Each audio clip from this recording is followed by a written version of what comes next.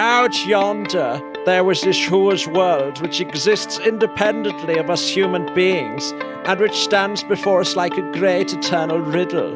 The contemplation of this world beckoned like a liberation. The Interplanetary Podcast. The exploration of space for the benefit of all humankind. Your hosts here in Europe, Matthew Russell and Julio Aprea.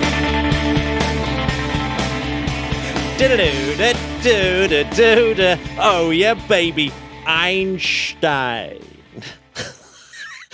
It's brilliant. I'm looking at a tense Julio. Julio, introduce yourself as the Jamie replacement. So I am the Jamie replacement.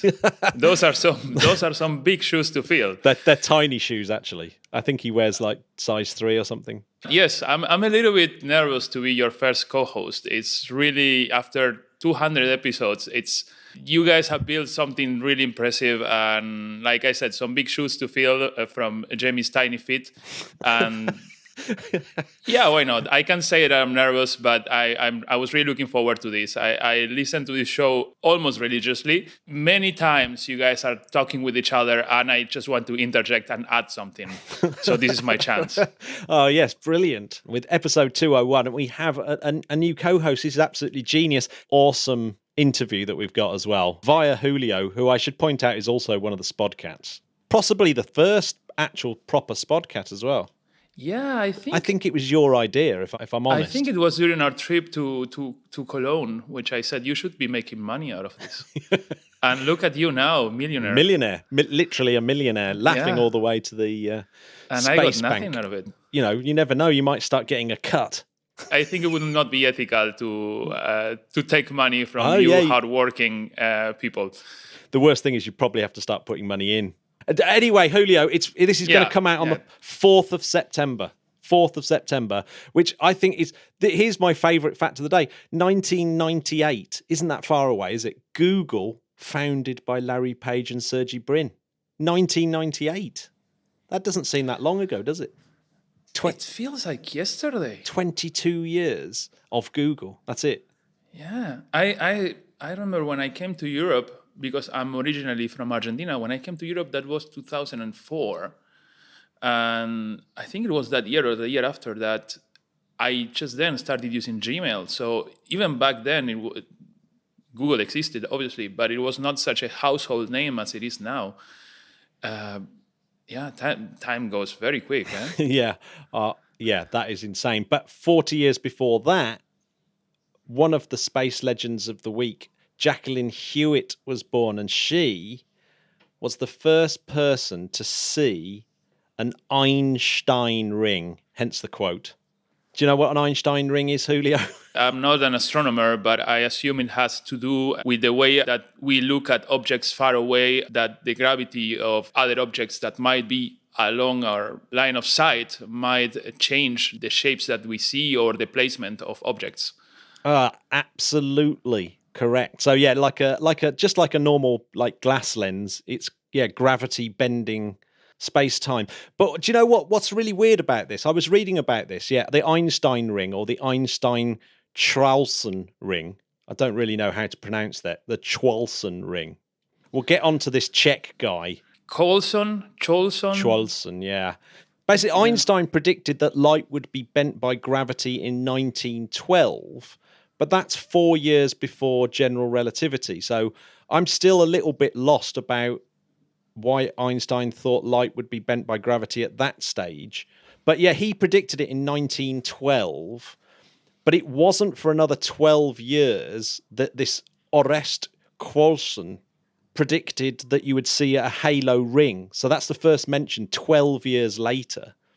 In 1924. And then it took another 12 years for Einstein to even mention that. But what is this halo ring that you're talking about? Well, so if you get it exactly right, if you have a star or a galaxy in between, like you said, in the line of sight between something behind it, if it's exactly right, it should bend the light around it in equal directions so that you'll get an image of what's behind in a circle all the way round your gravitational object. So could it be, for instance, that we have a We have ourselves, then a black hole along the way, and whatever, some really bright source of light, even behind the black hole, we would be able to see a sort of halo or ring around this black hole. Exactly.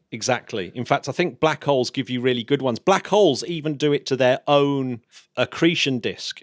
So, in Interstellar, you can see the accretion disk behind the black hole, and it looks like it's on top because it's being actually gravitationally lensed behind it. That was the great thing about the Interstellar film, is that they were the first people to depict it like that, like this crazy way that it bends the light round. It's been a long time since I watched Interstellar, I have to say, and I can understand that when we look at some stars that are close to our sun, we might see them in a slightly different position than where they actually are, because the sun is bending the light and changing their position across the sky. But this halo ring is very interesting. Have we observed this already? Yeah. So yes, this Jacqueline Hewitt was the first person to see it. So she saw it in something like 1988 using the Very Large Array. So that was a quasar, which obviously is a black hole, lensed by a nearer galaxy. So there's a galaxy in between us and a quasar, and it's that then came as sort of two separate images either side of this galaxy. And you get some... Hubble now has taken some amazing ones, like those smiley faces that are really just gravitationally lensed things around. And there has been the odd full Einstein Ring, which I think they had to wait a little bit later. For the University of Manchester here in the UK actually managed the first full Einstein Ring in 1998 using the Hubble Space Telescope. So is this something that we can do a field trip and go see one? I don't know. But you can. No, I don't think you can. I think you need probably you need the Hubble. You need least. big ones. Yeah. But Einstein, when he talked about this ring 24 years after he came up with the idea, he said, "Of course, there is no hope of observing this phenomena directly." And the reason why he thought that is because they really only knew about stars and stuff like that. They didn't know about black holes back then. Even Einstein didn't know about black holes. In fact, even funnier, Einstein never heard the phrase black hole. Isn't that weird? It is. Yeah. Especially since we come to think of them because of his theory of general relativity. Yeah, it's a bit weird, isn't it, that one? But yeah, 45% chance on May 2028 that Einstein might be proved wrong again, just like he was with gravitational waves, because he didn't think we'd be able to see them either. Alpha Centauri A, i.e. one of our closest stars to us, is going to pass in front of a distant red star, and there's a 45% chance in May 2028 that we might actually see an Einstein ring caused by that line of sight, which I think is phenomenal. That some astronomers have worked out these tiny little angles. I mean, it's just crazy, in actual fact. Yeah, but isn't it astronomy one of the fields where you can really predict things in the long term? We're not talking here weather in our atmosphere that you cannot go further than 7 days, 15 days. So it's still impressive, and I certainly know where I'm going to be in May 2028. I'm going to be looking at my computer, waiting for the picture to come in. I'll be trying to get into some observatory to see if they let me take a peek. Yep. I wonder if you can. I'd say. I actually wonder. I don't know if you would be able to see it from a ground-based observatory. No, that's what I'm wondering. I'm wondering if anyone has the answer to whether you could see it from a ground-based observatory. Because it's quite hard to even spot Alpha Centauri. To be honest, I think you'd need pretty big resolution. I don't know how big the Einstein ring would be around that particular star. I reckon it's minuscule. So I reckon you need at least Hubble to do it. Hubble should still be there by 2028? Yeah, I think so. We might talk about Hubble when we talk about space salvage at the end of all this. Why not? How ace is our interview with Dave Concannon? Tell us a little bit about Dave before we go off into the interview. Even before telling you about Dave, I wanted to tell you that I have this hidden life During the day, I am working daily on the topic of rockets. I work for the European Space Agency, mostly on the Ariane and Vega rockets. In fact, last night, because we had a launch of a Vega rocket, I spent the whole night up. So now I'm just being held up by coffee. Which is good for your first show. I like it. Yeah, it's a wonderful experience.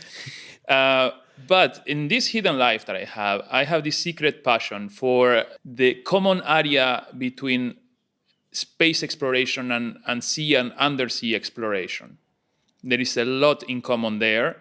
And so the times that I will be co-hosting with you, if there is another one, you will tell me. I would like to bring guests that have this connection, that bring the ocean and space together. And Dave is one of these guys. He's an attorney, but he is also a professional explorer. He spent his life doing all these things that most people want to do, one of them as their biggest achievement. He climbed Mount Kilimanjaro before it was a big deal, before it was a touristic destination. He organized expeditions to the Titanic and recovered artifacts.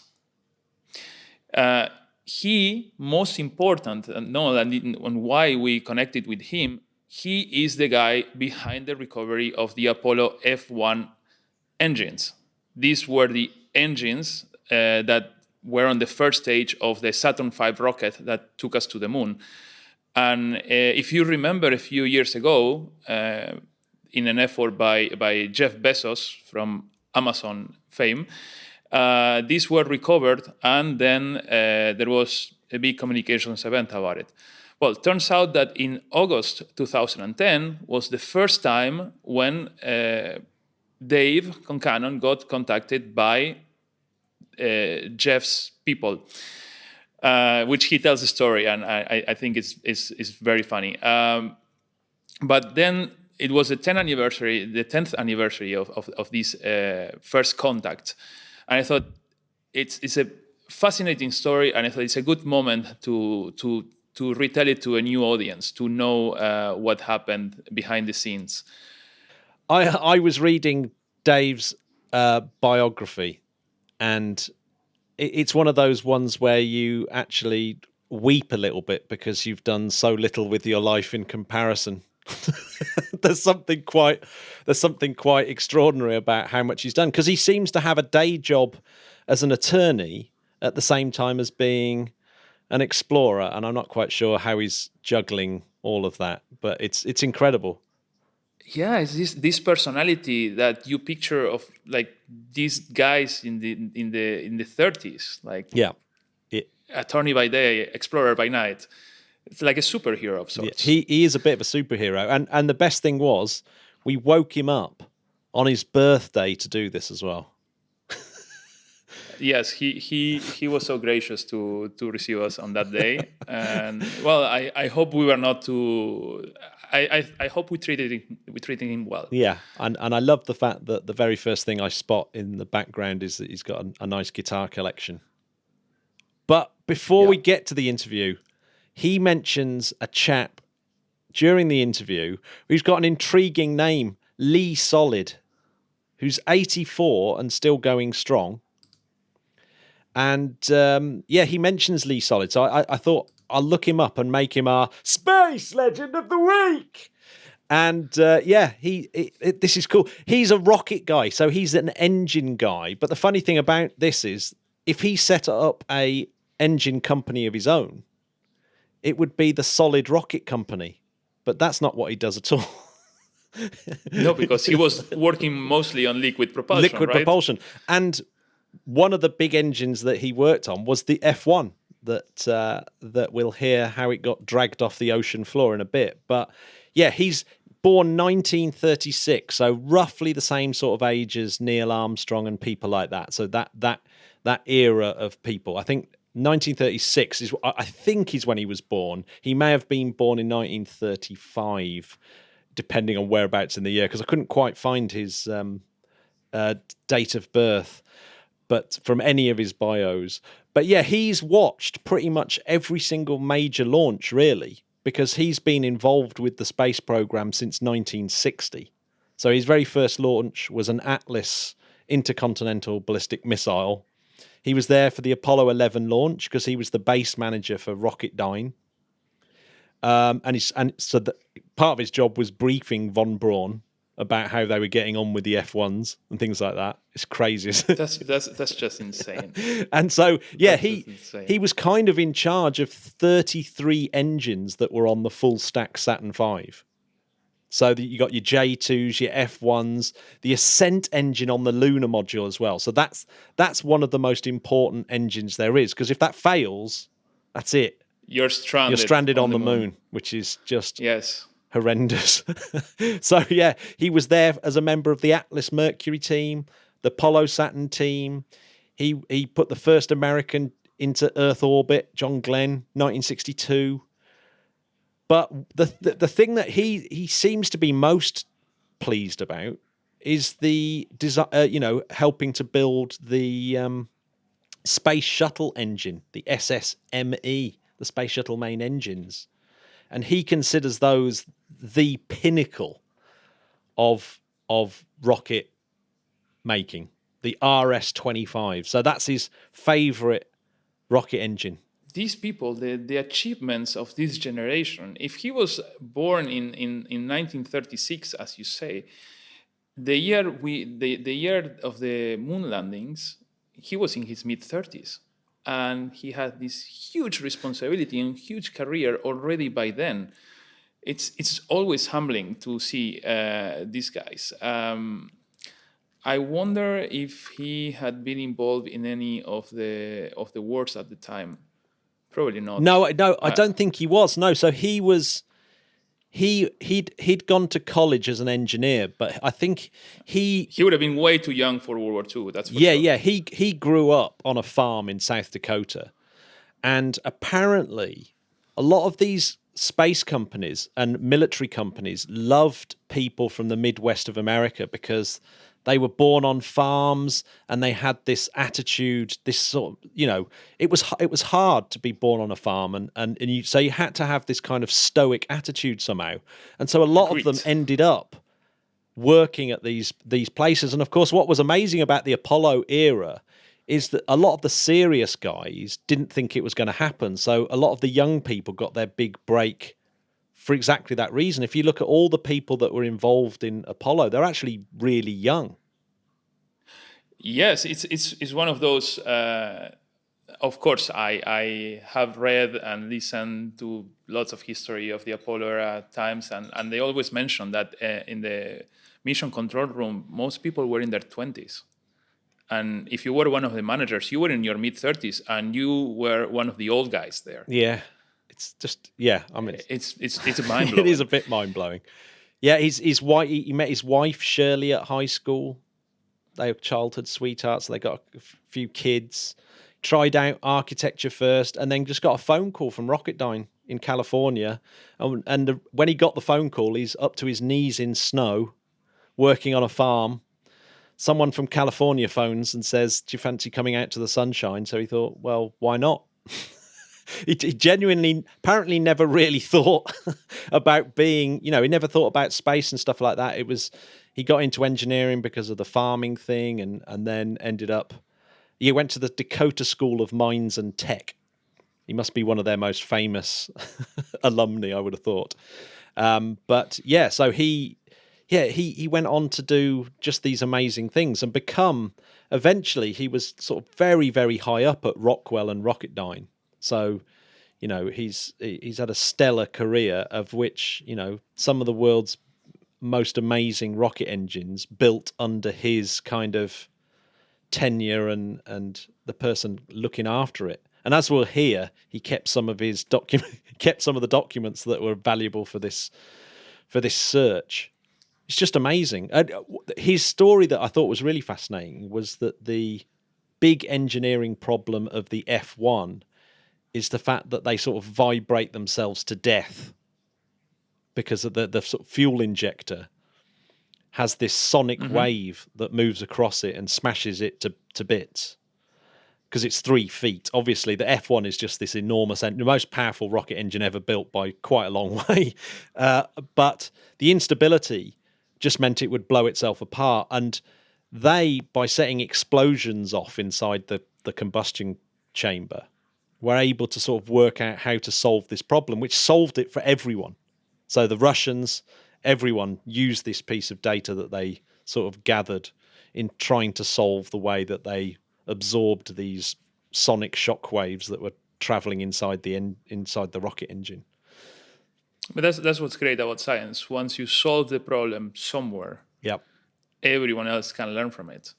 By the way, Matt, at some point you mentioned the RS-25s. Those were the engines of the space shuttle. Indeed. Correct? Yep. So they were designed to be reusable. Yep.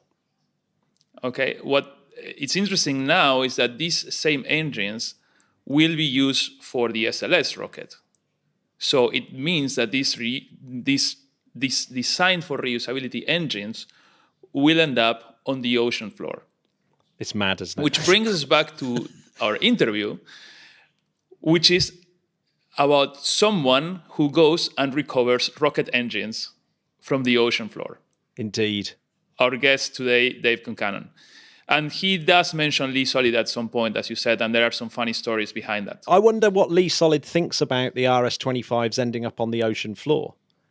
I mean, literally, he loves the RS-25. And it's not surprising. It really is just like a monument. He thinks that's as far as you can get chemical rocket propulsion. That's as good as you can get it. The RS-25, you can maybe make minor improvements, but that is it. That's the kind of pinnacle of chemical rocket engine design. Okay, and what does he think about nowadays rocket engines? Yeah, I saw an interview where he was describing Musk's things like the Merlin and stuff like that. He says he can go up to them and see all the heritage on them. So he could look at a Merlin engine and say, yeah, that's from Rocketdyne, that's from so and so, that's from so and so. They're all just made up of things that have been done before. And he said that the Falcon 1 failures could have been avoided had Musk actually talked to the other engineers more, the people that had done it before, because the problems that they had actually had already been solved by people like Lee Solid, which I thought was really interesting. It is really interesting. And if you say that he's still going strong, he sounds like an amazing candidate for an interview in the future. No, absolutely. Yeah, we definitely need Lee Solid on. He even worked on nuclear engines as well. He even worked on the Minerva nuclear engine. He did it all. He did everything. Shall we ever listen to our interview with Dave Concannon? Yeah, I'd say let's listen to Dave's interview, and then we can go back to Lee after we hear those stories, if we need to. And a bit of Salvage in Space and how it relates to stuff in that. I think we need to talk about that a little bit. Yeah, let's go for that interview. I can't wait. A Kute. The Interplanetary Podcast, putting the ace back into space. I'm joined on the podcast with Julio, my guest co-host, and David Concannon, who is an attorney and an explorer with a really, really interesting story. Welcome to the show, David. Thank you very much. Thank you for having me. Thank you for making this my birthday present. Can't be your birthday today. Yes, it is. First thing in the morning, get up, make the bed, and do this podcast. Oh, well, happy birthday. Well, let's make you. this super happy birthday-esque. You seem to have combined being a lawyer and an attorney and exploration. So how did you get into exploration? Are you like me? Did you watch Jacques Cousteau a lot? And what's your background leading up to the Apollo searches? Well, I am like you. I grew up kind of a uneventful childhood, and we were very poor, broken home, no father, and I was a dreamer. I was always looking for something better than my circumstances, and I watched Jacques Cousteau, I watched Sea Hunt, I watched everything that I could absorb about space. I remember one of my earliest memories is watching the Apollo 11 landing, and I was only 4 years old, and my mother, got me out of bed to sit at the television at 11 o'clock at night to watch that. And I had a grandfather on my mother's side who was fascinated with the world. And it's very special because I was telling the story yesterday. I was actually in this place yesterday morning where there was a shipwreck along the beach where he lived, a couple blocks from his home. And he would walk me up there as a child. And here's a man who was afraid to swim, would never go in the water. But you could see the tiller post from this shipwreck that was 100 years old that had come from China, this far off and exotic place. And he would show me that as a boy and say, look at this, look at where this came from, look at the stories, think of the stories it could tell. And here it is in front of you, and you can see this piece of history. And then we would go a mile in the other direction to the little airport, and we would walk up and down the flight line together. And he would say, that's a Mooney, that's a Cessna, that's a Piper. And he'd never flown in an aircraft before because he was afraid to fly. But he wanted to impart this love of exploration and adventure and aviation and the sea in this little boy, and he succeeded. So, later on, my mother succeeded in getting my brother and I scholarships to a boys' camp in New Hampshire that was on a lake. And that's where I started really understanding what I was capable of. And I was outdoors a lot, constantly, and hiking and climbing and swimming and diving. And I started scuba diving at this camp and snorkeling. I found my first shipwreck underwater. And this was where I could realize my potential. And I really enjoyed that. So I never planned on being a lawyer.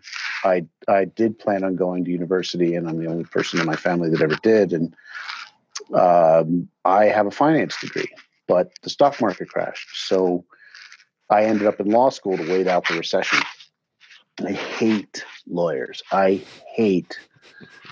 dislike them intensely. And so I didn't like the students I was with. They were boring and snobbish and very special people. Their mothers would tell them from the time they were little. And I just couldn't stand it. So I decided to get out of law school early by going to study in Africa and studying in international environmental law and international trade and finance. And I climbed Mount Kilimanjaro. This was back in the 80s, before it was really popular. And then the following year, I studied at The Hague in Europe at the Peace Palace, the International Court of Justice, and I graduated early. But while I was in Africa, I worked out in the field on elephant conservation initiatives and surveys to determine the population of elephants. And this experience qualified me for membership in the Explorers Club in New York City, which is it's now an organization with over 3,000 members in 24 chapters around the world, and it's over 100 years old. And it's the first two people to walk on the moon, first two people to climb Mount Everest, first two people to reach the Marianas Trench, and little old me. I was a young lawyer at this time, and I was one of only 3 lawyers in the club, and I quickly became the club's general counsel. And that propelled me into major expeditions, helping people get expeditions off the ground. I became friends with people like Buzz Aldrin and Scott Carpenter and lots and lots of astronauts. And Buzz at one point said you should get into space law. And next thing you know, I was general counsel of the X Prize Foundation. I find those sort of journeys really interesting because presumably you never planned it to be like that. That these sort of your life just sort of unfolded in that way. I just planned not to be poor. I just planned not to be stuck and not have opportunities. So I went through my entire life, instead of saying, why should I do something? I'd say, why not? So somebody would ask, say, would you like to study in Kenya? And I'd say, well, why not? And not look for an answer to that question, but just go do it and see where. And it took a very meandering path through life. But opportunities, if you're open to them, come to you.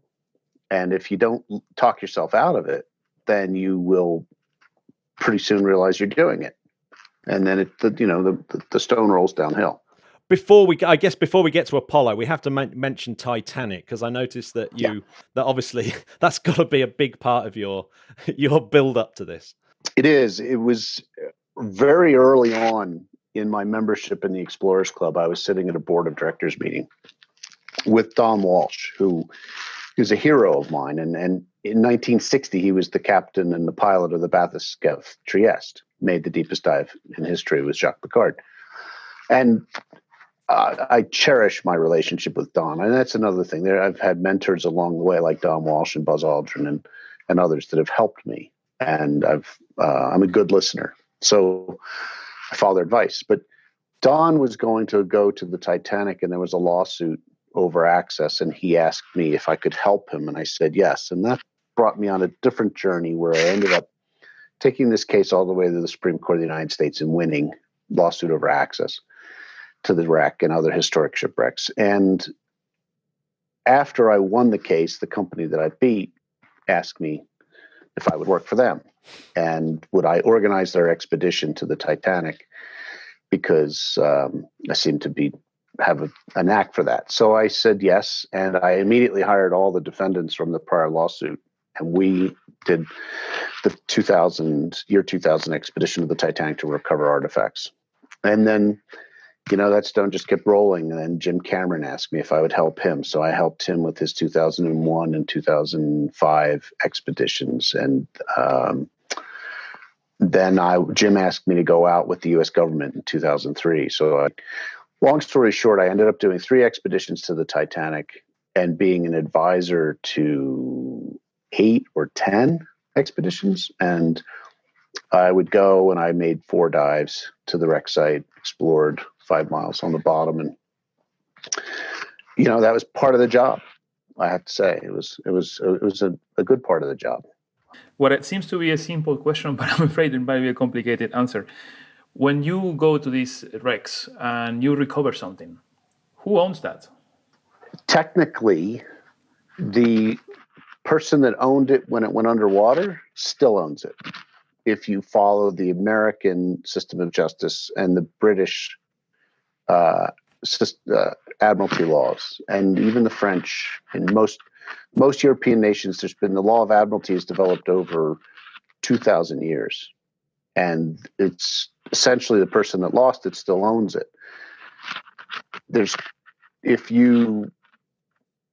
You're either entitled, but by recovering it from underwater, you're entitled to a reward.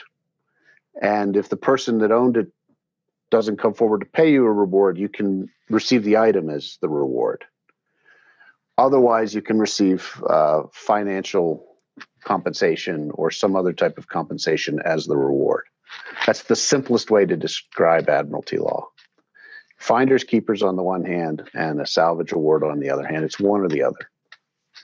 So places like Greece and Iran and other places, they own it. If it's underwater, they own it. If it's on their land, they own it. But the UK and the US and France don't follow that system.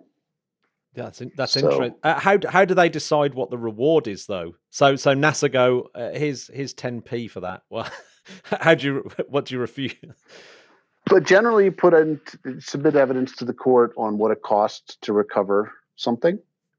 For example, if Hurricane Laura just hit Louisiana yesterday, if a boat loses its mooring and it's floating in the bay, if you go out and save that boat, tow it to shore, you're entitled to compensation. You would say to the court, well, I spent this much money on gas. I went out in a hurricane. I put my life at risk. I'm entitled to my costs plus some sort of a bonus for putting out this effort. And the court makes a decision, and the value of the boat could be $500 US, and your effort could be $1,000 US. So you get the boat, basically. Or if nobody shows up to claim it, you get the boat. It's that simple. I just gave away all my secrets. That's amazing. But you've done the Titanic. Now, the sort of one that we're, I guess, for the Interplanetary podcast is super interested in is this amazing story of the recovery of the Apollo 11 engines, the F1, Yeah. these legendary F1 engines that put man on the moon. So how did that all start, and did that blow your mind from the moment you got the phone call or the letter, or how did it all unfurl? It's a very funny story, actually, because it was 10 years ago this week, late August of 2010.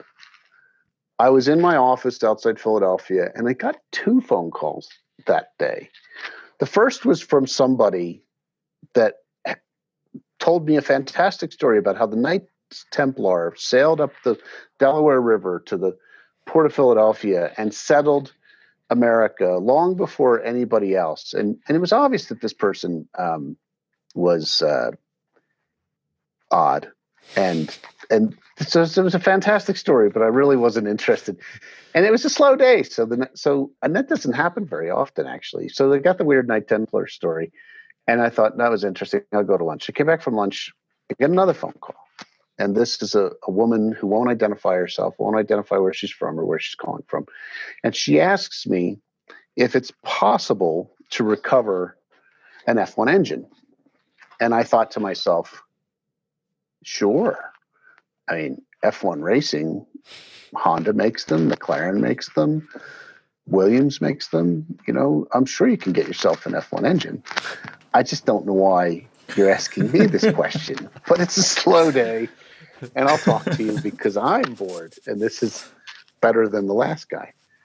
So I told her, and she paused, and then she said, no, an Apollo F1 engine, the race team Apollo. So I Googled it. I didn't tell her I was Googling it. I thought, oh, that.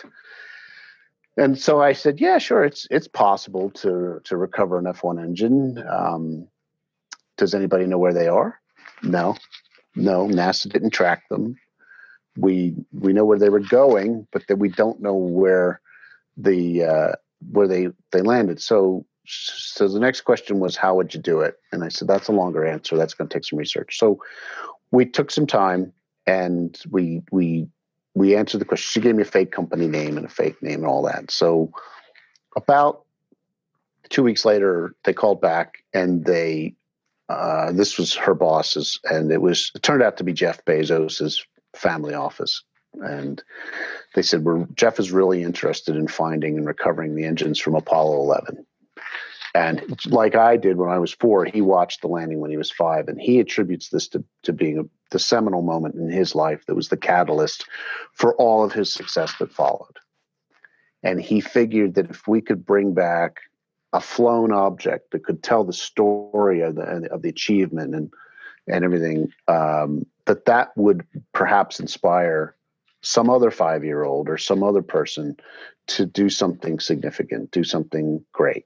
And so he got the idea, and so first question is, was it possible? Yes. How would you do it? Longer answer, because nobody tracked them. NASA kind of estimated where they might fall, but they might as well have said they would be in Pittsburgh because they were nowhere near where they estimated. They're 14,000 feet deep. So that's nearly 4,500 meters. Deeper than Titanic. Titanic is 882 feet long. I'll have to use American measurements. And so it's a lot larger than an F1 engine. And it still took 3 or 4 expeditions to find it, even though the Titanic was sending out its location in its distress signals. And so they had a pretty good idea of where the Titanic should be on the surface, but it was 4,000 meters deep. These are now, we don't know where they landed on the surface. They're only 6 meters if they're intact, and they're deeper. So we had to look very hard at that, whether the technology existed. It pretty much did not. Whether it was commercially available to David Concannon, and it pretty much was not. So we gave them some ideas, and we ended up developing the deep water sonar in high resolution to be used on the search expedition. And we developed the deep water camera systems and the deep water lighting systems. And we refurbished a ship, and then we were able to charter a second one that was purpose-built. And so there was a logistical puzzle that we put together every day for 3 years. I worked on it, and eventually we planned 3 expeditions, and we ended up doing 2. One fell out because of weather. Unfortunately, Neil Armstrong was supposed to join us on that, and he died a month later, so that was sad. Yeah, and then Jeff said, "Will you do it?" And I said, "Sure." Yeah, I mean, it's almost got an echo of the Apollo missions themselves, isn't it? It's like someone asking you to do something that's not really possible to start with. It very much was. And so the problem was, I told Jeff, we're going to score touchdowns in both end zones, to use a football analogy, American football analogy, because we're going to really do something significant in ocean exploration that's unprecedented. And we're going to pay homage to something in space exploration that is unprecedented. And we don't know what we're going to find. We don't know what condition they're going to be in. We don't know what kind of story they'll tell, because we knew they were going to look pretty rough. We didn't know if they would be intact. We didn't know. And we also didn't know in the beginning, but we quickly learned that he wanted the engines from Apollo 11. But to find the engines from Apollo 11, you also have to find Apollo 4, 8, 9, 10, 11, 12, and 16. And then from the remnants of those Apollo missions, they all went up and the first stages came down in the same area, you had to separate out the engines from all those missions and specifically find Apollo 11. So you're looking not only for the needle in the haystack, but the eye of the needle in the haystack. And you have to do it in secret. We couldn't tell anybody. We couldn't speak to NASA. We couldn't speak to anyone. We had to do this completely with information that was available on the internet via Google. Yeah, I wanted to ask you about that because Jeff Bezos' projects seem to be quite discreet until you have something that you achieve, something to show. And I was curious on how did that go? You started answering right now, but how does it work to have to do all this work in secrecy? Well, it was interesting because one of the mandates was that nobody could know that Jeff Bezos was behind it. So when I was looking for sonar systems and ships and remotely operated vehicles and information, the person asking the question was David Concannon of Explorer Consulting. It wasn't Jeff Bezos. It wasn't Bezos Expeditions. It wasn't it was me. And so I had to do, and who am I? I'm a lawyer and an explorer. I have a good reputation in the circles of people that do this on a regular basis, but they still see me as a lawyer. They still see me as somebody who's working for a client. And when I went out into the world of ocean exploration, and a lot of people in sea space were the first people I contacted, this organization that we belong to, Julio and I, I'd say to them, look, I'm asking the question.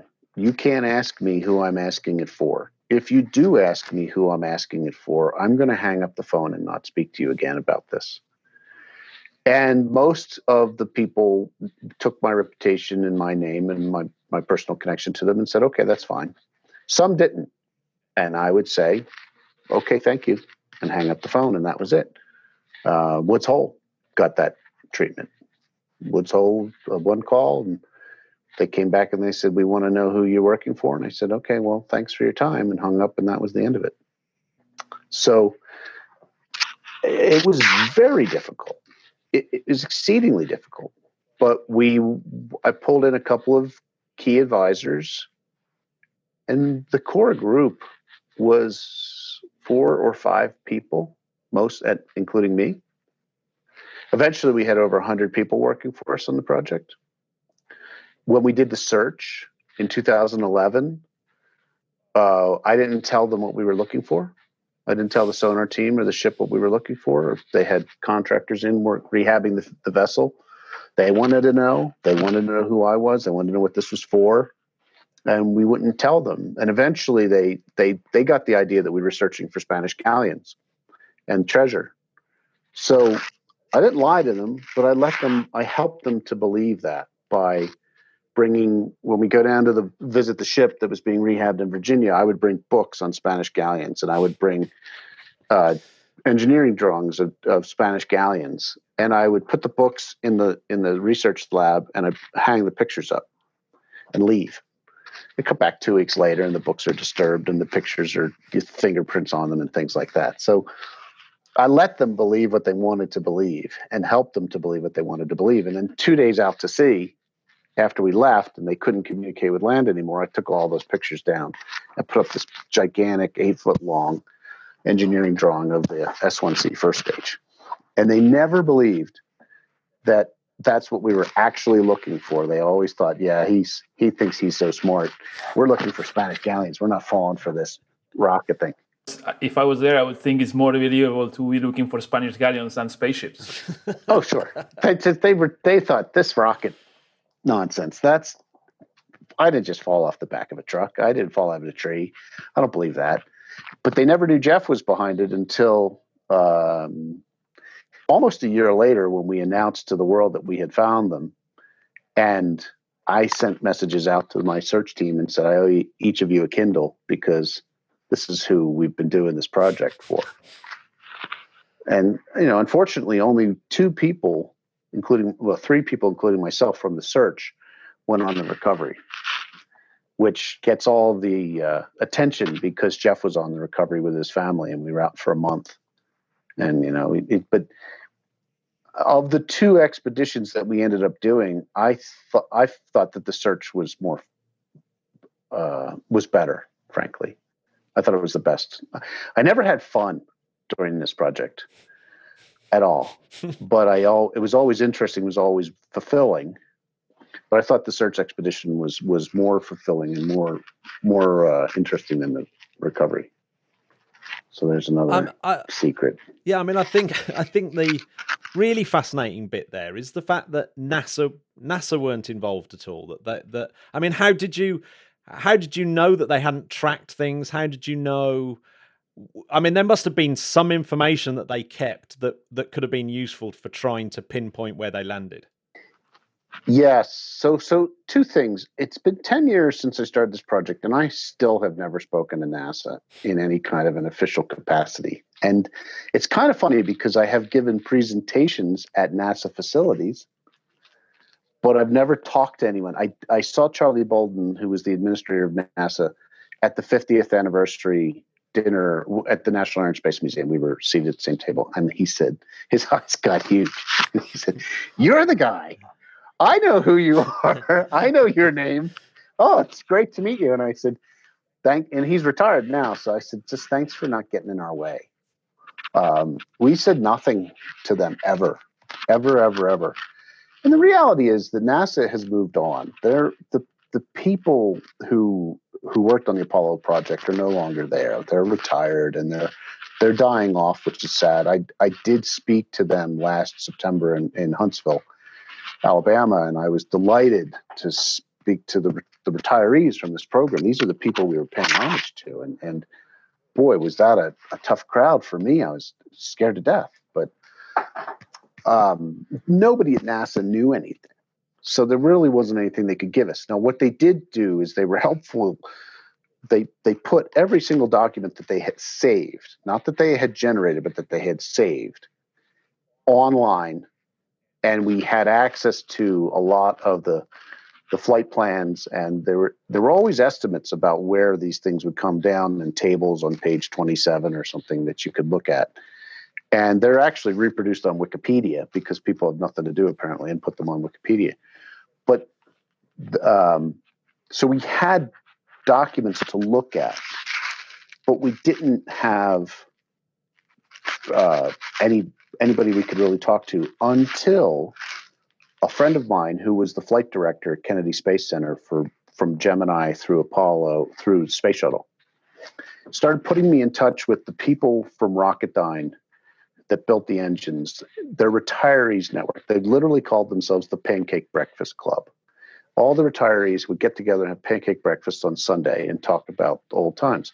So he hooked me into this network, and I eventually got to meet a man named Lee Solid. Lee was Rocketdyne's manager at Kennedy Space Center from Mercury all the way through Shuttle.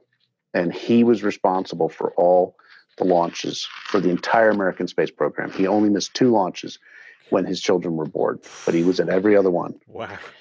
And Lee was a treasure trove of information.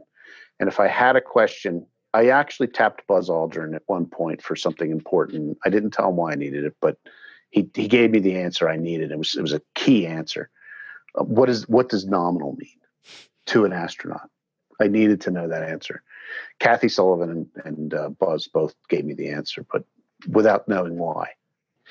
But Lee Solid was the last guy to touch these engines, literally put his hands on them before they went off into space. And he kept a lot of the material that he needed for his job. And I mean, in his 1972 Ford pickup truck is where he kept his archives, under the back seat. And, I'd ask him a question. We needed to know, for example, I'll tell you a story. The thermal protection system on the outside of the engines, we needed to know what it was made out of. And because we needed to know what it would look like on sonar, what would it reflect when it, how would it show? And secondly, what were its galvanic properties? What would it do underwater for 49 years? Was it a sympathetic anode? Was it, how would it react to things around it? And third, was it made from asbestos, which is a hazardous material? And, if it is, then Dave's asbestos removal service needs to be called in to make sure it doesn't come on board the ship for health and safety reasons. So I called Lee and said, there's a book that you used to hang the thermal protection system, ablative blankets on the engines at the Cape, and it tells you how to do it, but I can't find it anywhere. It was never scanned. It was just, it doesn't exist. And he thought for a minute. He said, you know what? I have that out in my truck. Just a minute. And I heard him put the phone down and go thump, thump, thump, thump, thump, footsteps, a door slam, another car door open, car door slam, the screen door open, slam, footsteps. He comes back. He's like, I got it right here. I'll take it down and make a photocopy. I'll scan it and send it to you from Kinko's copies. And 3 days later, it showed up at my office. And here was this document that we really needed. And it came from the back of Lee's pickup truck. Wow. So, yeah. So a lot, before you've even set out to sail, you're having to do a lot of this detective work and getting contact with the right people. I mean, was Lee asking questions? Was Lee quizzing you about why you wanted to know? Well, I had the authority to bring into the project whomever I felt was necessary, with the caveat that they worked for me and that they signed a non-disclosure agreement for the project. Most of these people, there was a point at which they knew Jeff was behind it because we announced it to the world. But they still worked for me, and and I answered to Jeff, or to somebody, but one person beneath Jeff was who I would deal with on a regular basis. But Jeff was the final, so not Amazon or anybody else. But I could do that. And the nice thing about these folks from that era is they're used to working on secret projects. They're used to keeping their mouths closed and not bragging about it. They're the great unsung heroes of the space program, and they are amazing people, and I deeply, deeply respect them. And they're from a different generation than from mine. I'm 55 today, and certainly a different generation from our children.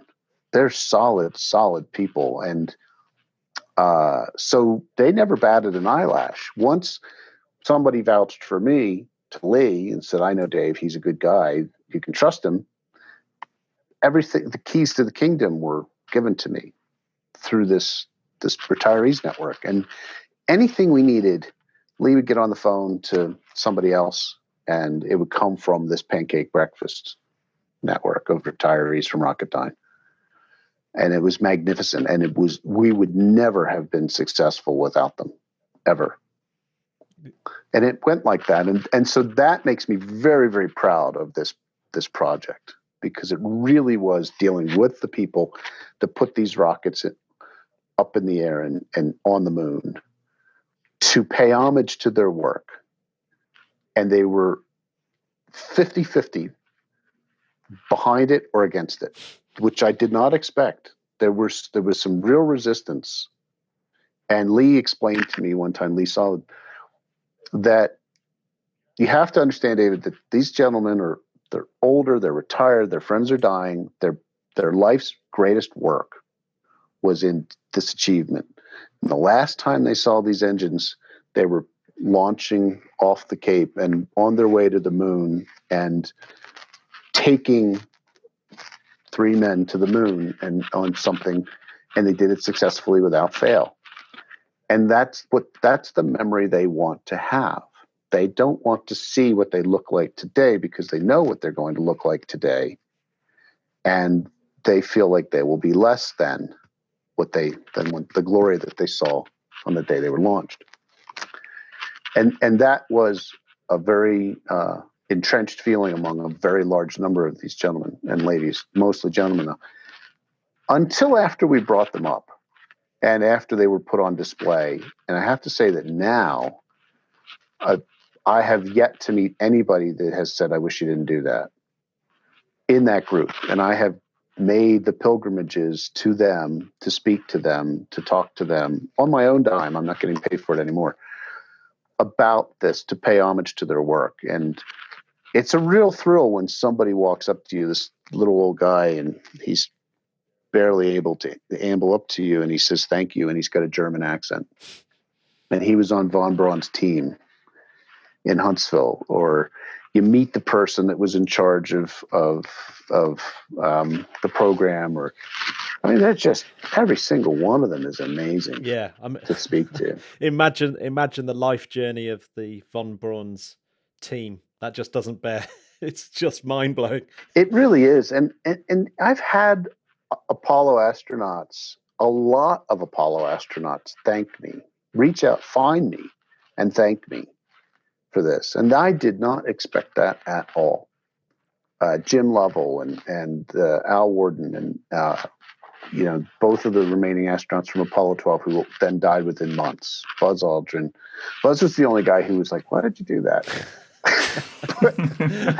but Neil was on board, and his kids were on board. And Michael Collins was very gracious. And for that little boy who watched the Apollo landing, was 4 years old, and who was taken to the flight line in Ocean City, New Jersey by his grandfather, to be known by Michael Collins or Al Worden or Jim Lovell. They know my name and they know what I did, and they thank me for doing it. I mean, I have a hard time getting my head around that. Yeah, that's just truly epic, isn't it? I mean, yeah. I'm trying to get my own head around it for you. But I have to say, I feel a little bit like I feel this kind of a sadness, because I was offered an award personally for the same award that was given to Robert Ballard for finding the Titanic, called the Citation of Merit for an outstanding feat of exploration. I know where I was the day the Titanic was found. I bought into the Bob Ballard found the Titanic thing for a long time. So when I was offered that award, I thought that was pretty significant. Here you are in the same class with your heroes. But I also thought, you can't accept this because you weren't out there alone in a canoe. So I turned it down. I declined. And then I said, but I would support the award going to the team. And they said, well, we haven't done that in 50 years. And I said, well, who did you do it for the last time? Well, the first American team to summit Mount Everest in 1963. And I said, well, I think it's about time. So the award went to the entire team of 100. And I gave every single one of them a medal for that. And I feel that that's appropriate. So when I say I did this and I did that, I really I am conflicted about that. because I didn't do it alone. I did it with all these other people. So I tried to give them as much credit as possible. There were 105 people that worked on this project, and every one of them was 1,000% committed. And that's why we were successful. So that is what I'm most proud of by far. And when you look at the thanks that he gave me personally for this, he thanked me for putting together the team. And that's all the credit I wanted. And that's exactly the credit I want. The engines themselves. So all the stuff that you picked up off the ocean floor. I mean, we barely got into even how on earth you found them or chose which bits to bring up. I mean, how did you choose which bits to bring up and know what's significant and know what's not significant? I mean, yeah. So here's another funny story. We go out on the recovery expedition in February, March 2013. We're out for a month, and Jeff is with us. And Jeff brings his mother, his father, his brother, his brother-in-law, and 2 people from Amazon.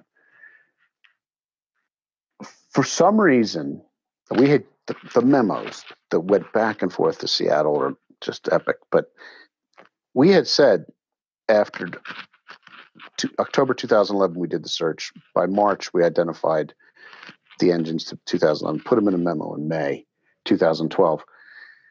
Here we are in March 2013, and the engines from Apollo 11 we found in the first hour of the first day again, right where we said they would be. First out. ROV gets down to the bottom. That took 5 hours. And there they are. However, they're not intact. And we're all looking at them, and we're just like a bunch of dogs looking at a television set saying, the heads cocked, thinking, why aren't they intact? They're not intact. It's not a whole engine. But then instantly we started to realize, well, they were going how many thousands of miles an hour, and they were superheated, and they hit the ocean hard. And then they were, it's like if you've ever been dumb enough to take Pyrex out of the microwave and put it in water, which I've done, it explodes. So of course they're not intact. So then we readjusted and we went and we looked for engines. The problem is we couldn't identify them to Jeff's satisfaction as being from Apollo 11. They were right where we said they would be. They were, I won't tell you too much about that because we do keep that confidential, but they were identifiable. I think we found 4 from Apollo 11 on the first couple hours, but they weren't marked in a way that you could say, there was no sign with an arrow. And we pulled one up on the first day, and it had numbers on it, serial numbers on it that were from Apollo 12. 2050, the Rocketdyne number, and that was an engine off Apollo 12. Well, Apollo 12 is supposed to be 7 miles away on the other side of a ridge and 2,000 feet shallower. So how did an engine from Apollo 12 get here where Apollo 11 is supposed to be? And that's when the storm hit. That's when Winter Storm Saturn nailed us. And we sat in Winter Storm Saturn for 8 days. And eventually the seas just kept building and building and building, and the winds kept building and building and building for 8 solid days. And eventually they peaked out at about 60 knot winds and 18 meter seas, sustained for 5 days. Not on one day. Now, there's a 5-day weather graph that we would get by fax, and I showed it to Jeff, and it was just a solid line just going all the way up to the top at 50-50. And in 5 days, and on the 5th day, he said, "What's going to happen after that?" I said, "I'll show you tomorrow. Ask me tomorrow, because I don't know. But it's going to be at the top of the chart." And it stayed there. So we were stuck, and we had to ride out this big storm that parked on us for a week. And so we had a dart throwing contest for lack of something else. And then when we got back down, to answer your question about hydrogen, my team felt that, we'd found what we come to look for, even though the numbers were off. That was an anomaly in that data point. Not that, but we decided to go out and look around to all the other areas, and maybe if Apollo 11 is not where we think it is here, maybe it's in these other areas. So we went around the ocean for 3 weeks looking at engines, trying to identify them by their serial numbers. And we found engines from Apollo 12, Apollo 13, Apollo 16, Apollo 9, 10. And eventually, I think we found 16 engines that we were able to. We found 35 on sonar, but we looked at 16 with the video. We're running out of time, and we made a determination that we would recover 2 complete engines, enough of the parts to build 2 engines back together again. And then we would hedge our bets and get the thrust chambers from as many as we could. So we decided, well, which ones are the most complete? Which ones look the best? Literally had 16 of them on a poster, and we just picked them out of that. We went back and we recovered those first and got enough parts to rebuild 2 of them on display. We wanted one to go to Seattle, and we knew that the museum, the NASA would keep one. So we ended up recovering 6 engines to hedge our bets, but 2 complete engines based on what looked the best and what might be from 11, and brought them in and put them in conservation for about a year and did a lot of research. And it turns out that the very first engine that we recovered, because it was the most complete, it was still attached to the heat shield, was the center engine from Apollo 11, 2044. And the first engine that we recovered on the first day before the storm hit was a side engine from Apollo 11. 6051 was the final NASA number. So we had 6050 and 6051. We also recovered engines from Apollo 13, 12, and 16.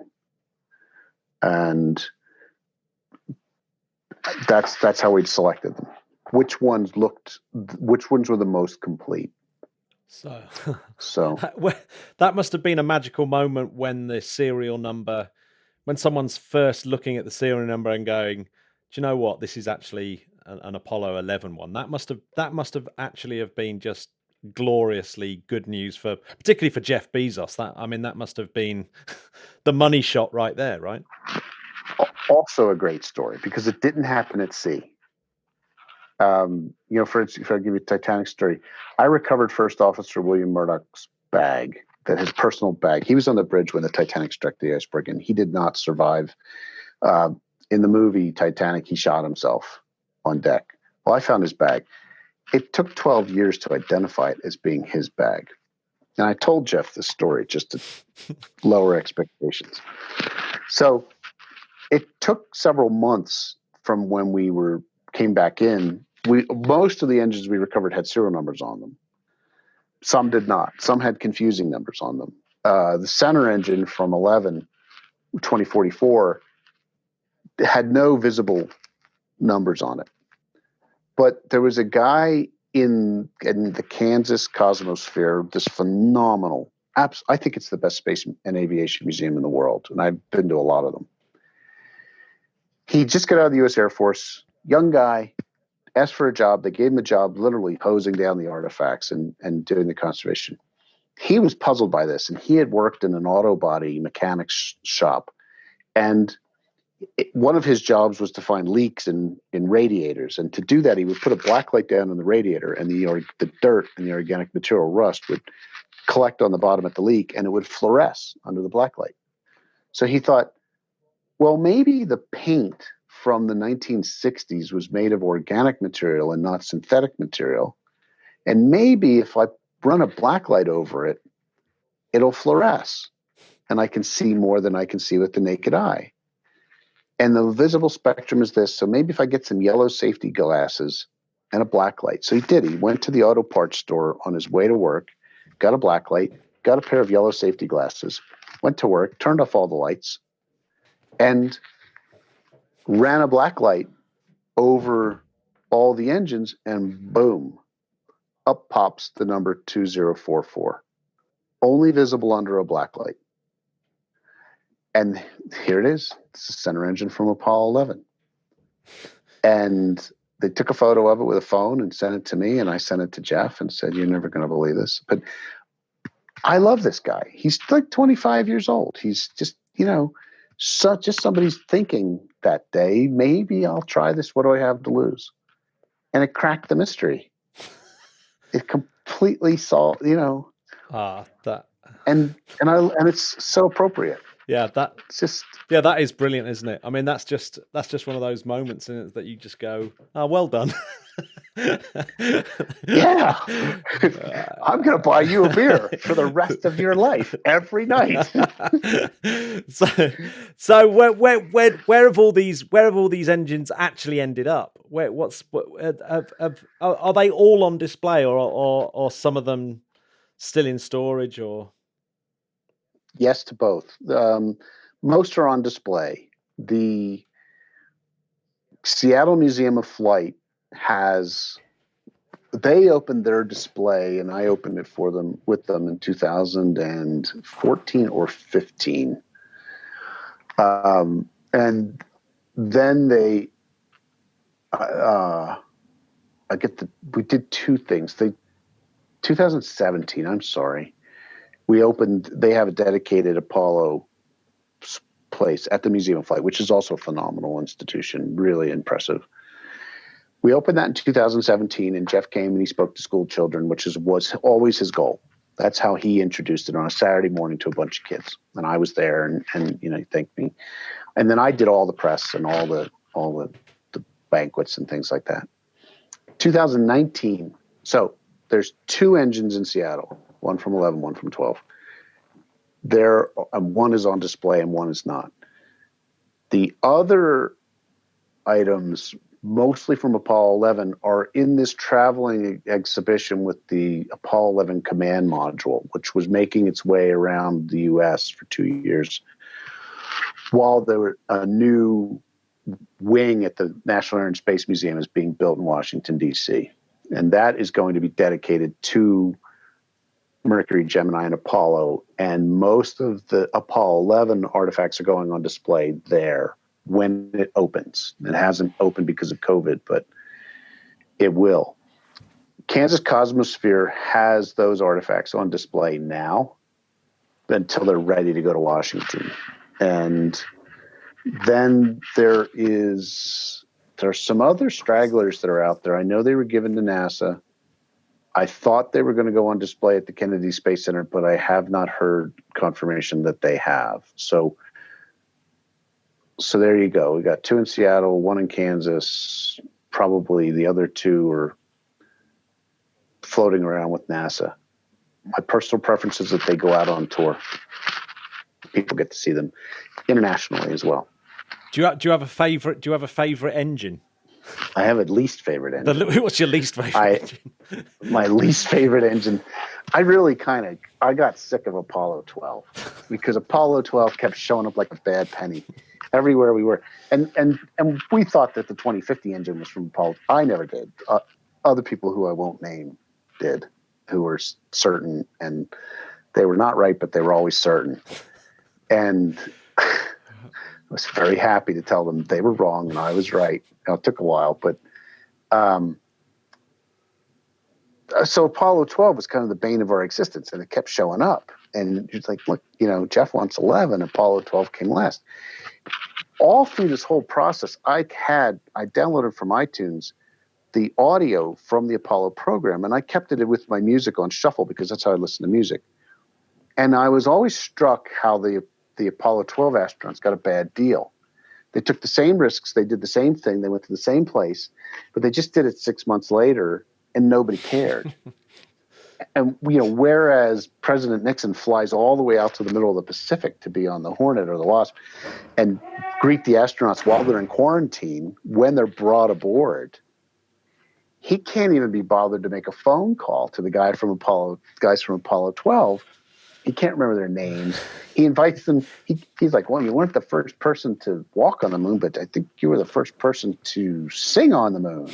They're like, yes, Mr. President.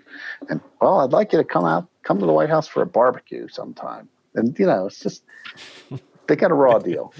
But we kept finding them, and I think that was their revenge. And eventually I got to meet the two remaining astronauts just before they died, and it was a real treat. So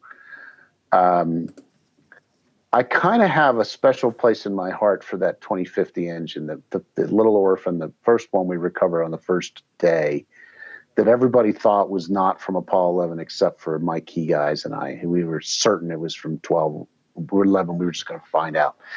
And we were right. And it says 2050 on it. You can see it with the naked eye. And so I think that if I have a favorite, it's got to be that one. I just decided. Awesome. Brilliant. Well, I'm going to try and... whereabouts is 2050? Which of the museums is 2050? It's in Seattle. It's in Seattle, right. I'll pay special homage to it when I finally get out to Seattle. Absolutely. They're still pinching themselves. They don't actually believe it. I said, no, here it is. Here's the research. Here's how. I just did it, actually. I just gave a talk to kids for the Museum of Flight on Monday and told the kids, this is how you can tell. And the people from the museum were watching going, oh. But it's what an absolutely incredible story to actually be able to find them, to bring them up, and to I guess that's a really cool thing that Jeff Bezos has done, hasn't it? To sort of to put them in front of school children in particular. Is that how you see their importance in terms of something to inspire? It was the basis for this from the very first day. I had 2 deliverables and only 2 deliverables. Find and recover the engines from Apollo 11 was the first. And the second was to inspire 5-year-olds. Period. That is why we did it. It was always the reason why we did it. People have a hard time believing that sometimes, but that is why we did this project. And I do feel that we did a great job on the first deliverable and not as great a job on the second deliverable in the Inspire 5-year-olds part, because we have not really, we filmed it all, both expeditions in 5K and 4K, which is a lot for 2013. And we have the ability to do more, but we just haven't. So I have, and this I can say I have. I've gone all over the world in the last year and a half, speaking to school children, I was at the Royal Geographical Society in London on my birthday, this day last year, speaking there. I spoke in Iceland. I spent Seattle a bunch of times, Washington, Florida, Texas, Alabama.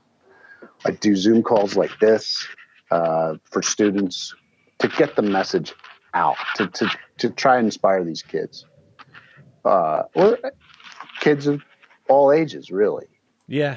So well, that's awesome. While you were talking, I'm going to have to wrap this up. We're hitting the hour mark now, so I'm going to wrap it up. And you mentioned that you listen to music, and you've got I can see your Gibson SG in the background there. So you're obviously a keen guitarist as well. So have you got a particular? We've got a space playlist. Obviously, we're kind of music industry background, even though we're a space podcast. We've got a space. Wow. We've got a space song playlist, and we wondered, have you got an exploration song? Any particular song that you really associate with exploration, space exploration? Wow, you stumped me on that one. Mr. Spaceman is something I've seen in documentary. That's from the era. I have to confess, I listen to punk rock, and I played the Clash on the Titanic, and maybe that's sacrilegious to some, but it was okay with me. And the Replacements and the Sex Pistols and Social Distortion and things like that. So space related. I'll have to think about that. That's you stumped me completely. I tell you what's peculiar is that the Replacements is literally came up on the podcast last week. So you're in good company. I woke the dead with the Replacements on the Titanic, but Keith Richards as well, and gosh, I really. Starman by David Bowie is an obvious choice, and a great choice, actually, a fantastic choice. Well, we'll let you. We normally ban Bowie, but I'm going to try and find a Replacements track. Is there a particular Replacements track that you like? Oh yeah, It's not space related. Hey, doesn't matter. Maybe it is. Bastards of Young. The opening line to that is that God, what a mess on the ladder of success when you take one step and miss the whole first rung. That was what I thought I would be as a kid. And as a college student listening to the Replacements, that's how I saw myself. I was going to take one step on the ladder of success and miss the whole first rung. Maybe I did, but I was holding on to the second when it happened. So as I've meandered through life, yeah, I like that. I think that fits. It's going on. Bastards of It's Young. going. It's absolutely going on. Absolutely. Julio, have you got a bonus question? You mentioned you have your heroes in exploration. If you could bring one of them that is not with us anymore from the past to join you into one of your expeditions, who would you bring? It would be Neil Armstrong. And I was supposed to. Jeff and I were taking Neil Armstrong on a reconnaissance expedition to this site in 2012. And we got blown out due to the weather, and Neil died a month later. I had met him once. He was a very humble person. I've been spending a lot of time with his sons, and I was with them on the 50th. But that's somebody who I wish I could have had more than just a conversation with at a dinner one night, just a hello.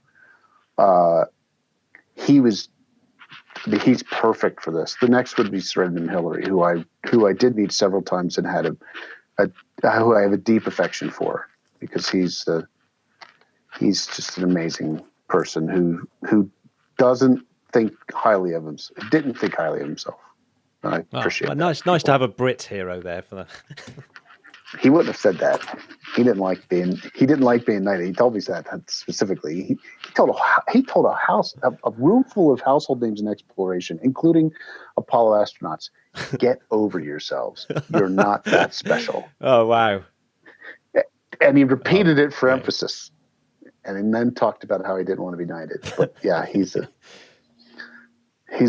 special guy. Well, thanks very much for coming on the podcast. It's a really, really fascinating story.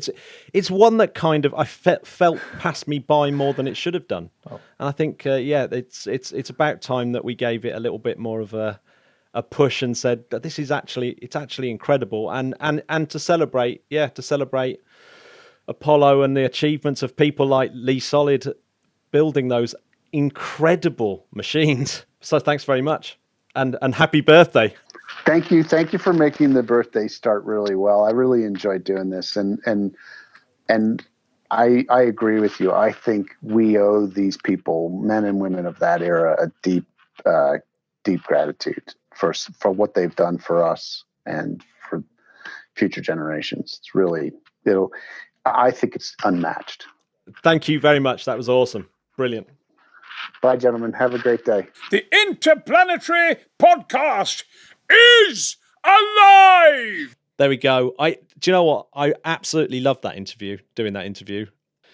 Great communicator, and I just love all the different stories and where he's coming from as well. I love the fact that it was all about exploration and all about actually trying to get the message out about how incredible that generation, like we were talking about Lee Solid, how incredible that generation are. Yeah, it's absolutely inspiring. And the fact that with his connections, that he got to meet all these legendary people along the way to get some of these things done. It's absolutely crazy. The part, for instance, in which they didn't really talk to NASA at all because of the secrecy behind. I think he mentions that this is a generation that was used to working in secret. How we lost that? How we lost it now? Everyone, whatever they do, they need to put it on Twitter or Facebook immediately, or make a podcast about it. Well, we don't get to hear about a lot of what Jeff Bezos is doing, do we? So I guess those people are kind of working under the similar sort of secrecy. Oh, there seems to be a lot of parallels. Yes, they are very, very good at keeping things under wraps, and I like that approach. I like that approach of doing your thing and then talking about it after you have something to show. I really like that way of working. It must be odd. It must be hard, though, mustn't it? As a scientist, sometimes there must be discoveries that you make that you think, no, this should be this should be in the commons of science. That must happen a lot with rocket scientists, where they like that solving the combustion chamber thing. Except when you go in areas of, for instance, national defense, in which if you're solving some of these issues, you could give your opponents an advantage. So you have to see. That's why you have sometimes export control on some technologies, in particular rocket engines, by the way. With talking about that, well, of course, Lee Solid keeping his documents on his truck. Amazing that you can get that sort of information like that. But he also mentions a little old German guy at some point. And of course, that triggers my curiosity of who was this guy. And I have no clue. No, I've got no clue. So I did think, well, who was working, who was German on the Apollo missions, on the F1 engines, and it ends up, it could have been one of 1,600 German scientists who were brought from the German World War II rocket manufacturers. They were brought over as part of Operation Paperclip. So it could have been any one of those 1,600 rocket scientists brought over as part of that. Operation Paperclip that brought these German scientists to the US, together with von Braun, of course. I would say the most known one of this group, and you can say they were the fathers of Saturn V and achieving going to the moon. Yeah, it's crazy, isn't it? It's crazy. But I mean, those people's lives are even more ridiculous than everyone else's. The fact that grown up in Germany through probably a couple of world wars and then go on to be part of the Apollo missions. And by that time, you already lived a full life. Yeah. You start again from scratch almost in another country, and then you make history like this. Yeah. I did notice there was one German called Dieter Grau who died in 2014 at the age of 101. So it could have been him. There can't have been many of these German rocket scientists still alive at that point if he was 101. Yeah, right. Could have been, but we have no idea. Who knows? Who knows? So, like salvaging space. That's what this made me think of, and that's what I wanted. I kind of want to get an expert on this because I've been thinking about it a little bit. Yeah. In the interview, according to Dave, if you recover something from the ocean, it still belongs to the original owner, but you're entitled to some sort of reward. That's right. But once I did a bit of digging, I think that's not quite the full story. And one of the weird ones, because it's already been done before, and I wish I'd found this out before, was that Gus Grissom's Liberty Bell 7 was pulled up as part of the 30th anniversary of Apollo 11. So the Discovery Channel helped a guy bring Liberty Bell 7 up. Which sank. By accident. There was some malfunction and was one of the Mercury capsules that were not recovered right away after landing in the ocean. Yeah, and I think because NASA hadn't explicitly lost it, as in it wasn't expressly abandoned, I think is the phrase, that the Discovery Channel had to get NASA's permission to go and get it, because there's something about this idea that in the Outer Space Treaty, anything that's launched into space remains the jurisdiction of that country that launched it forever, regardless of the condition, whether it's broken or whatever. It still belongs to that country, and which is a bit like a sunken warship. You can't go and salvage a warship, apparently. So that's the bit that I think needs a little, because I was thinking maybe you could apply this salvage thing to getting space debris, where you go up and you go and get a bit of space debris, because there's another bit of the law as well that's to do with oil tankers. So if an oil tanker breaks up, then as a salvage team, if you went out and tried to stop the oil from going everywhere, you wouldn't get any money at all because you haven't recovered the ship and you haven't recovered the cargo. So I think in 1989 they did a convention that helps salvors get some money for their efforts to stop environmental damage. So you can go out and sort of make money by minimizing damage to the environment and then claiming your special compensation for that, which I thought would tie in really, really well with going up and getting some money for getting space debris out of the way. But apparently it's not that simple. I understand that going up there and recovering space debris as good as your intentions might be, I don't think legally is that clear cut what can be done or not, because you also run into issues of what is actually debris and what might still be active and in use. Can you just go and take any satellite and claim it as debris or not? And I'm most definitely not a space lawyer, so I really cannot really tell you exactly how this would work. However, you did mention items that go into space. But here we're talking about the F1 engines that separate with the first stage of the Saturn V. And here's another bit of curiosity in a way, because we're looking at the stage separation of the Saturn V, and was it at around 60, how many kilometers that the Saturn V? It was 67 kilometers, wasn't it? Or something like that. 67. Yeah. So if that was the point in which the engines start falling into the ocean, then we can say they did not go to space because they did not reach this artificial line that we call the 100 kilometers.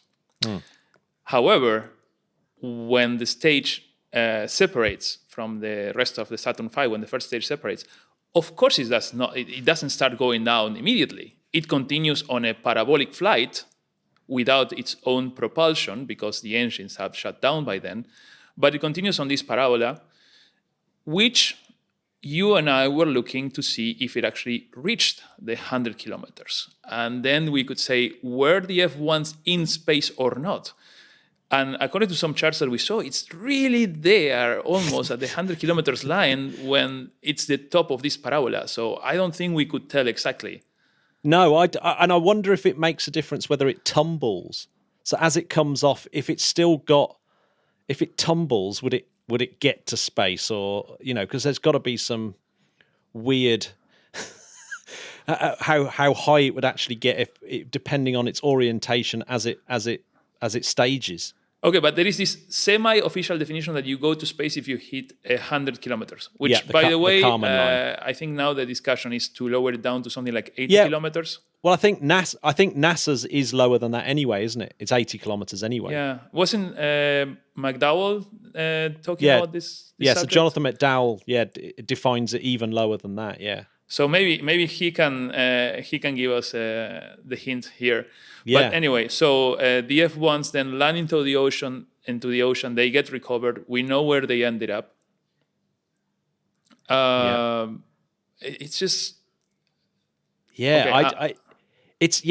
what's weird is that whole thing we've kind of thought about it. What's the difference between Liberty Bell 7 and the F1 engines?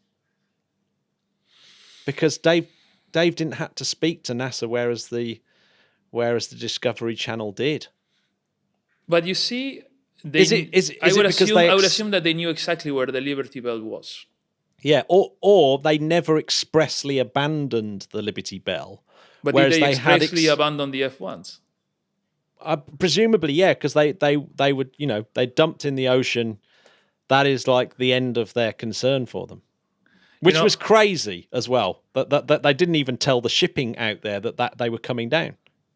All I know from this is that I could have kept asking questions for 2 more hours. Yeah, no, I know. We might need to bring Dave back in the future to ask all these questions. I think we're going to have to. Yeah, there's too many unanswered questions now. God damn it. Yeah. Yeah. And a space lawyer, maybe, at some point. Yeah. Space lawyer would be good. A space law would be really good because I think the Outer Space Treaty complicates it. Yes, and I think given the type of conversations that we're having, we should probably have a lawyer with us at all times. At all times, yeah. Okay. Also, in that, Julio, did you spot my blinding mistake? Which I will get some complaints about. I think I did, but I don't want to put you on the spotlight. Okay. So if you want to go for it. Edmund Hillary, of course, is a Kiwi, and a very proud Kiwi he was too. And they are immensely proud of Edmund Hillary in New Zealand, I think. I think he's like a bit of a national icon. What I meant with him being British, of course, was the fact that he was the part of the British expedition that went to the top of Everest. That's your excuse. That's my excuse. Right. Yeah, so I have to announce a couple of winners. So Robert C. Jacobson was on the podcast a couple of episodes ago with his new book, Space is Open for Business. And I opened it up that people needed to retweet a tweet that I'd done. And there are 2 winners. And all they have to do is send me their addresses via however they want to get in contact with me. info@interplanetary.org.uk would be fine. Or via the website. Matt _Bell1 wins. And so does Jorn Verktli. That's at JORNVOEGTLI. You both get a free copy of the book if you just email me your address. I'll get them sent out. Job done. Congratulations, guys. Yeah, they win. It's a great book as well. I really like it. It totally covers this whole new space thing. If you want to invest in space, I reckon it's a pretty handy book to read first. Yeah, there we go. Julio, you've made it to the end. It wasn't too bad, was it? It wasn't too horrific, was it? I was melting in my chair during the full time of how nervous I am about this. I hope it doesn't show. No, when you see how beautifully I edit it, you'll go, how on earth did Matt make me seem so intelligent? I can do nothing about the handsomeness. That I want to see, yes. I have to say, listeners, Julio's a very handsome man. He's almost wasted on podcasts. How do I even answer to that, man? Yeah, I don't. I am absolutely blushing right now. You're too nice, Matt. You're too nice. Right.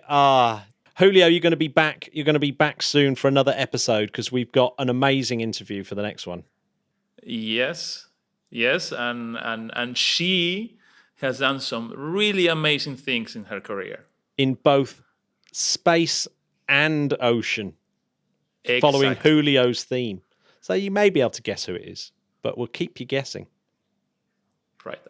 You can try to guess on replying to in the Twitter as young kids say, the Twitter. You'll have to wait a couple of episodes because next week is Sarah Cruddas, who's an awesome space journalist and space person, new space consultant, I believe, as well. And she's done a bit of work for you, hasn't she? Or was it Ariane she worked for? I think Sarah was co-hosting some shows done by Ariane Group for Ariane 5 launches. Yep. Yes, I think she was doing that. Yep. And then the week after, we got Eric Berger. So I love Eric Berger. Yeah, Eric is the absolute. He's so cool. He absolutely went off on one for this interview, so it's really, really good. My mind was totally blown because we'd just done the Dave Concannon interview, and then I went straight into Eric, and so my mind was truly blown by 2 amazing people. So by the end of the interview, you can hear me barely be able to talk. Well, I can't wait to listen to that interview. Yeah, and then Julio will be back, I guess, for episode 204. You're the boss. You'll have to wait to see who's next week's surprise guest host. Julio, where do people have to go if they want to learn more about the podcast? Well, you would have to go to interplanetary.org.uk. Oh, brilliantly said. Or if you want to go to be a patron, you can just go to patreon.com/interplanetary. It's that simple. Or if you just type in the Interplanetary podcast into Google, you can't go wrong. It'll bring us up. It'll bring us up. Or if you just put space podcast into Google, it will come up pretty quick. Yeah, so, I think it comes first. Yes. Yeah, that's for everyone. That's how we're rocking it. Thanks, Julio, for being the guest host. You've been absolutely awesome, of course. And thanks very much to the Spodcats. What are you doing this weekend, Julio? Well, first, thanks, Matt, for having me. This has been excruciating experience. This weekend, just quiet at home, just family life. I need some of that. We moved countries recently, and we need to find our new normal here. Wow. Yeah. I mean, you're certainly quite an international man of mystery. And now that you mentioned the international man of mystery, I always carry a scuba diving equipment in the trunk of my car. Wow. Just like your national hero and historical figure, 007. The Argentinian James Bond. Yeah, this is like the worst way to end the podcast. Yeah, it is ever, the worst way. Right, I hope you're cutting most of this. Obviously. Thanks, Matt, for having me. This has been really a wonderful experience. Much easier than what I expected. It's so much easier to be in a podcast when the other person is doing all the hard work. So I really appreciate, and now I see the effort that you have to go through to get one of these babies out. So kudos to you. And I'm going to say kudos to you, Julio. I love what you guys do with the show, and I'll keep listening, and I'll be happy to jump in whenever you need me. Oh, yeah. Well, I'm definitely happy to have you back lots of times. This has been an epic episode, Julio. Thanks very much. And thanks very much to the Spodcats. Bye, Spodcats! Bye.